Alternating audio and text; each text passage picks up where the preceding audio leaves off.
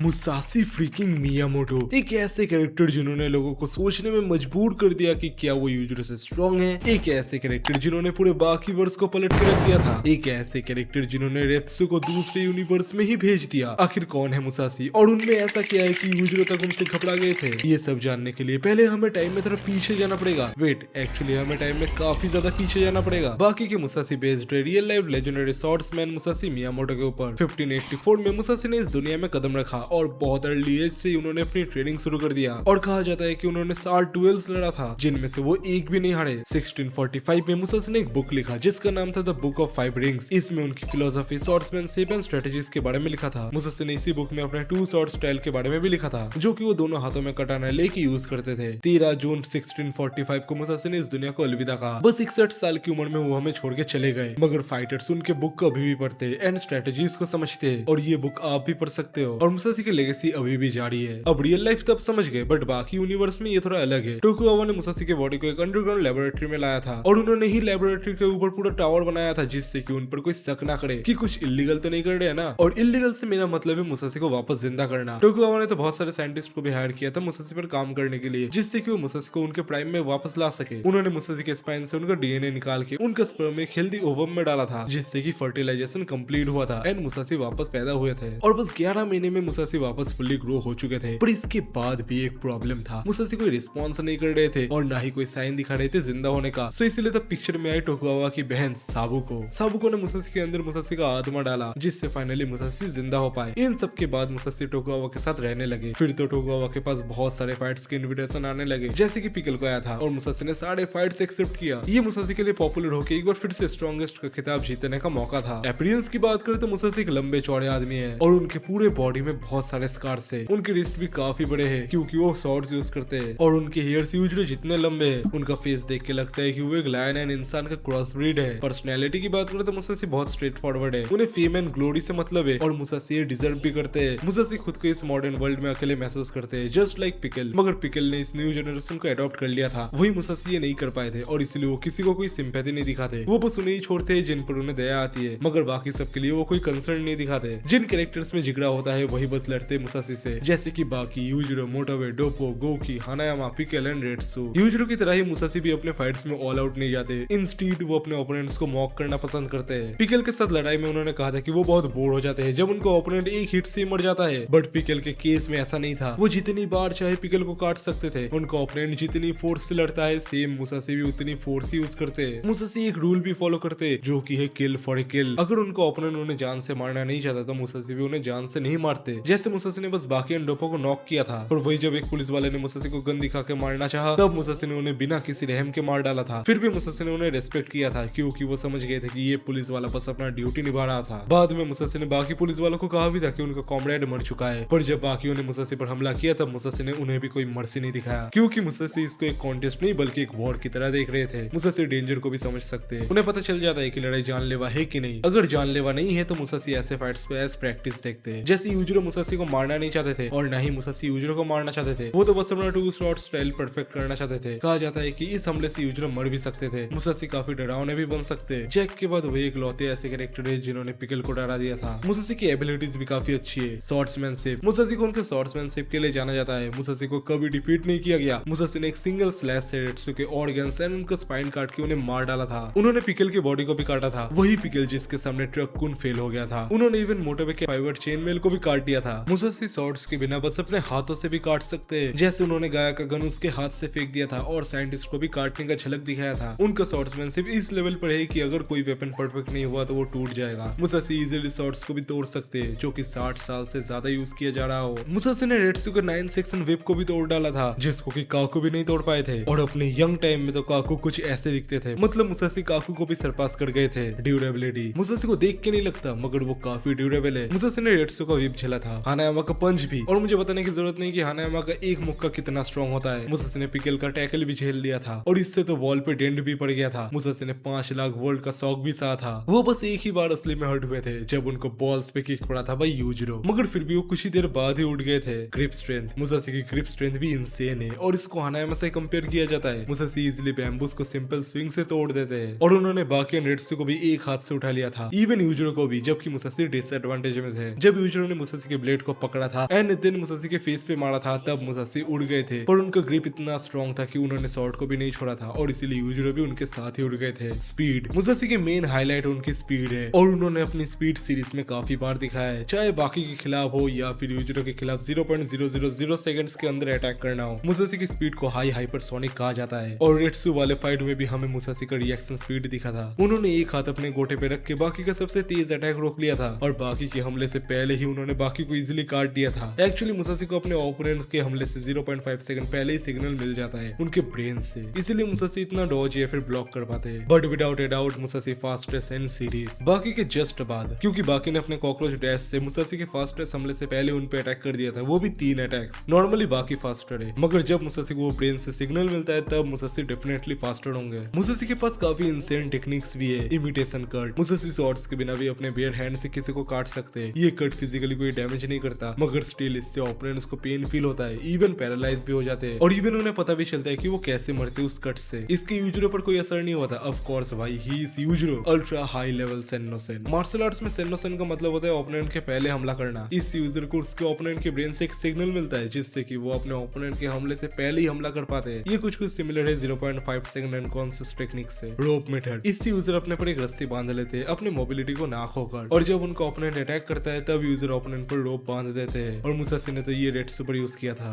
Tackle, अब tackle तो आपको पता ही है, इसमें यूजर अपने शोल्डर से अपने ओपोनेंट पर मारते हैं। शिनकेन सिराहाडोरी, इससे यूजर अपने पाम से आने वाले ब्लेड को ब्लॉक करते हैं एंड उसके बाद उसी स्पीड से काउंटर अटैक भी करते हैं। 2 शॉट्स अंडर हेवन, ये एक ऐसी टेक्निक है जिससे मुसाशी अपने हाथ से सब काट सकते हैं, बट इसको कंप्लीट करने से पहले ही वो मारे गए एंड ये टेक्निक वो यूजुरो पर यूज करना चाहते थे, पर बीच में मोटाबे आ गए थे। क्या वो बाकी से ज्यादा स्ट्रॉन्ग है? अब हमें ये तो पता है कि यूजुरो एंड मुसाशी में कौन स्ट्रॉन्गर है, इसमें मैंने वीडियो भी बनाया था, पर आखिर बाकी और मुसाशी में से कौन स्ट्रॉन्गर है? मेरे हिसाब से मुसाशी आर्क में मुसाशी स्ट्रॉन्गर थे बाकी से, क्योंकि जब भी मुसाशी एंड बाकी का फाइट हुआ था तब मुसाशी सीरियस नहीं थे। मोटाबे ने तो मुसाशी को यूजुरो के लिए खतरा तक कह दिया था। हमें ये भी देखना होगा कि बाकी ने भी अपना डीमन वैक यूज नहीं किया था मुसाशी के खिलाफ, क्योंकि बाकी का मकसद मुसाशी को हराना नहीं था बल्कि उन्हें वापस भेजना था। और बाकी ने फाइट में काफी अच्छे बैटल आईक्यू भी यूज किया था, जैसे उसने मुसाशी पर शॉट्स फेंका था जिससे मुसाशी अपने दोनों हाथ यूज करके उन्हें पकड़े। इसके बाद बाकी ने किक किया था मुसाशी पर। मुसाशी चाहते थे इस किक को रोक सकते थे, क्योंकि हमने देखा ही था कि मुसाशी ने बाकी का डैश रोका था एक हाथ अपने बॉल्स पे रख के। ये कहना बहुत मुश्किल है क्योंकि हमें दोनों ही फुल पोटेंशियल में नहीं दिखे, पर स्ट्रेंथ एंड स्पीड वगैरह देखे तो मुसाशी डेफिनेटली बाकी को हरा सकते थे। बाकी को मारने के बहुत चांसेस थे मुसाशी के पास, मगर वही सुमो आर्क के बाद बाकी और स्ट्रॉन्गर बन चुका है। इवन बाकी ने सुकने जैसे ड्यूरेबल कैरेक्टर को भी वन शॉट कर दिया था, सो डेफिनेटली अब बाकी मुसाशी को हरा सकता है, बट ओल्ड फाइट में मुसाशी ही जीतते। अब थोड़े क्वेश्चन आंसर्स देख लेते हैं। क्या मुसाशी को यूजुरो का इक्वल माना जाता है? तो देखो, बहुत लोग मुसाशी को यूजुरो का इक्वल मानते हैं एंड इसमें काफी डिबेट्स है, but I think Yujiro still stronger है मुसाशी से। आखिर मोटाबे ने मुसाशी को हराया कैसे? सो इसके काफी रीजन है, बट मेन रीजन ये है कि मोटाबे ने मुसाशी को कोई मौका नहीं दिया एंड एक के बाद एक हमला करते गए। यूजुरो, बाकी, रेट्सू, इन्होंने मुसाशी को रिकवर होने का मौका दिया था। क्या मुसाशी जैक से ज्यादा स्ट्रॉन्गर है? हाँ, डेफिनेटली मुसाशी जैक से ज्यादा स्ट्रॉन्गर है। मुसाशी की स्पीड एंड स्किल्स उन्हें जैक से ऊपर रखती है। क्या मुसाशी हानमा लाइनेज से बिलोंग करते हैं? एक्चुअली इसका जवाब काफी इंटरेस्टिंग है। बहुत लोग मानते हैं कि ये सच है क्योंकि मुसाशी का हेयर स्टाइल एंड उनका बिहेवियर यूजुरो से काफी मैच करता है, पर आई थिंक वो एक हानमा नहीं है क्योंकि मुसाशी को रियल लाइफ लेजेंड पर बेस्ड करके बनाया गया है। इवन दो ये फिक्शन है, सो वो हानमा भी हो सकते हैं, बट अभी तक कुछ कंफर्म नहीं है। क्या मुसाशी सेकंड स्ट्रॉन्गेस्ट है? जी हाँ, मुसाशी सेकंड स्ट्रॉन्गेस्ट थे मुसाशी आर्क में, बट बाकी ने श्योरली उन्हें सरपास कर दिया होगा अब तक। और अगर हम डेड पीपल्स को पकड़े लाइक यूचिरो, तो मुसाशी तीसरे स्ट्रॉन्गेस्ट होते हैं उनके आर्क में और बाकी लोग के बाद वो फोर्थ होते हैं। क्या वो फ्यूचर में रिटर्न कर सकते हैं? इसके चांसेस बहुत कम है, बट फुल्ली लो नहीं है। हमें मुसाशी का जिक्र सुमो आर्क एंड रायन में मिला है और अभी जैसे जैक आर्क चल रहा है ये सब देख के लगता नहीं कि वो वापस आएंगे। क्या वो राइट आई टूर्नामेंट को डिफीट कर सकते हैं? जी हाँ, बिल्कुल, वो राइट आई टूर्नामेंट में लिटरली सबको हरा सकते हैं, प्रोबेबली यूजुरो को छोड़ के। मगर राइट आई टूर्नामेंट यूजुरो एंड अभी की यूजुरो में काफी फर्क है और एक हानमा जितना ओल्ड होता है वो उतना ही ज्यादा स्ट्रॉन्ग बनता है। ऑनेस्टली मैं मुसाशी वर्सेस काकू देखना चाहूंगा। क्या वो ओलिवा को हरा सकते हैं? हाँ बिल्कुल, वो ओलिवा को हरा सकते हैं। वी नो जेफ का कटाना ओलिवा पर वर्क नहीं किया था, मगर मुसाशी अपने कटाना से कुछ भी काट सकते हैं, लिटरली कुछ भी। सो प्रे फॉर ओलिवा। उनका रिलेशन क्या है टोकुगावा से? टोकुगावा ने मुसाशी को वापस लाया था, रहने के लिए जगह, कपड़े एंड खाना भी दिया था और इवन मैचेस भी फिक्स कराया था। और मुसाशी के जाने के बाद सबसे ज्यादा दर्द टोकुगावा को ही हुआ था। कहीं ना कहीं वो मुसाशी के फादर फिगर बन गए थे। क्या मुसाशी को वापस लाया जा सकता है? बिल्कुल लाया जा सकता है क्योंकि उनकी बॉडी सेफ है। बस एक बार फिर से आत्मा डालो तो मुसाशी वापस आ जाएंगे, बट आई डोंट थिंक उन्हें लाया जाएगा। अब मुसाशी अगर जैक एंड यूजुरो से लड़ते तो क्या होता? स्क्रीन पर क्लिक करके देख लेना। वीडियो पसंद आया हो तो हाइप जरूर कर देना एंड अपना ख्याल रखना।